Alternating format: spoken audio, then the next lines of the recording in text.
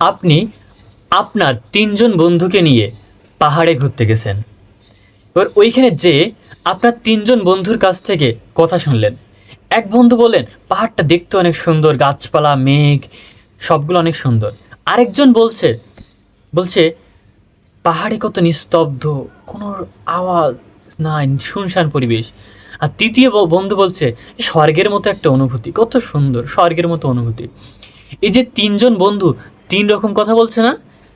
এবার দেখেন, ১ম বন্ধু কিন্তু তার দেখারটা বেশি জোর দিছে। ২য় বন্ধু কি শোনাটা বেশি জোর দিয়েছে। ৩য় বন্ধুকে সে অনুভব করাটা বেশি জোর দিয়েছে। আমাদের মানুষের ৫ টা ইন্দ্রিয়। একটা হলো চোখ, কান, নাক, জিহ্বা আর ত্বক।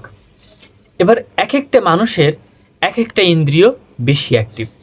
মনে করেন যার চোখটা বেশি অ্যাক্টিভ সে কিন্তু দেখাটা বেশি গুরুত্ব দেবে, যার কানটা বেশি অ্যাক্টিভ সে কিন্তু শোনাটা বেশি গুরুত্ব দেবে, যার স্বাদ নেওয়াটা বেশি অ্যাক্টিভ সে কিন্তু স্বাদ নেওয়াটা বেশি গুরুত্ব দেবে, যার অনুভব করাটা বেশি অ্যাক্টিভ সে অনুভব করবে। এবার আপনি যখন বুঝে যাবেন যে আমার কোন বন্ধুর কোন ইন্দ্রিয়টা বেশি অ্যাক্টিভ, তখন তার সাথে যখন কথা বলবেন তখন ওই ইন্দ্রিয় রিলেটেড কথা বলবেন। এতে করে আপনার কমিউনিকেশনটা আরও সুন্দর হবে। এরপরে ২ নম্বর যে ট্রিক্সটা হলো, আমরা বিভিন্ন মানুষের সাথে পরিচিত, কারোর সাথে অল্প পরিচিত, কারোর সাথে বেশি, কারোর সাথে খুবই ঘনিষ্ঠ পরিচিত। এবার আপনি মনে করেন একটা মানুষ আরেকজন মানুষের সাথে কথা বলছে, তাদের ভেতরে পরিচিতির লেভেলটা কোন লেভেলে, কীভাবে বুঝবেন? আমরা যখন একটা অপরিচিত মানুষের সাথে কথা বলি তখন কিন্তু আমরা কি সাধারণত কথা বলি যে এই রাস্তাটা কোন দিকে গেছে, এইখানে গেলে আমি কি ওইখানে ওই জায়গাটায় পৌঁছাতে পারবো, এরকম সাধারণ কথাবার্তা বলি। কিন্তু যাদের সাথে একটু পরিচিত আছে, হয়তো ও মাঝে মধ্যে দেখা হয় বা সপ্তাহখানি পরিচিত, তাদের ক্ষেত্রে কি আমরা বিভিন্ন ঘটনা নিয়ে কথা বলি, যেমন দেশের ঘটনা বা আবহাওয়া নিয়ে কথা বলি, বিভিন্ন ঘটনা নিয়ে কথা বলি।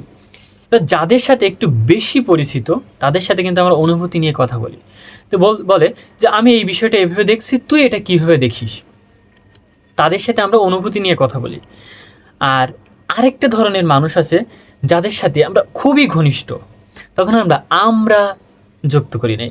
আমরা যখন ফ্যামিলির সাথে কথা বলি তখন কি আমরা এই কাজটা এইভাবে করলে কেমন হয়, বা আমরা যখন বন্ধুদের সাথে কথা বলি সবাই মিলে আমরা বন্ধুরা মিলে এই কাজটা এইভাবে করলে কেমন হয়। যখন বেশি ঘনিষ্ঠ থাকবে দেখবেন তাদের ভিতরে আমরা যুক্ত করে দেবে, তাদের কথার ভিতরে আমরা পাবো। আর এরপরে আমরা আরেকটা কমিউনিকেশনের স্কিল শিখব, সেটা হলো আপনাকে তাৎক্ষণিক কোনো স্মৃতি মনে রাখতে হবে। মনে করেন আপনার একটা বন্ধুর সাথে একটা ট্যুরে গেছেন, সেই ট্যুরে একটা হাঁস খেয়ে পিকনিক করবেন। এবার ওই হাঁসটা যখন জীবিত ছিল তখন ওইটা মানে যেখান থেকে বাঁধা ছিল সেটা ছেড়ে চলে যায়, তখন সব বন্ধুরা মিলে ওই হাঁসটাকে ধরার চেষ্টা করে তারপরে রান্না করে ওই হাঁসটা খাইছেন। এবার ওই যে হাঁসটা যে ধরার যে স্মৃতি, ওই হাঁসটি এমনভাবে ডাকে, মনে করেন ওই সময় যে বন্ধুগুলো ছিল তাদেরকে প্যাক প্যাক বলবেন যে প্যাক প্যাক প্যাক প্যাক, মানে কি ওই যে পিকনিকের সময় যে হাঁসটা চলে যায় তারপর সবাই মিলে যে ধরে হাঁসটা ডাকতে থাকে প্যাক প্যাক করে, ওই যে স্মৃতিটা, ওইটা কিন্তু যখন তারে মনে করে দেবেন পরে বা অনেক দিন পরে যখন তার সাথে কথা বলবেন, তখন ওই মানুষটা কিন্তু ওই যে সুন্দর যে সম্পর্ক বা সুন্দর যে সময়ের ওই কথাটা যখন তার মাথায় আসবে, তখন সে কিন্তু আপনার সাথে খুব সুন্দরভাবে কথা বলতে পারবে বা আপনার সাথে খুব ভালোভাবে কমিউনিকেশন করতে পারবে।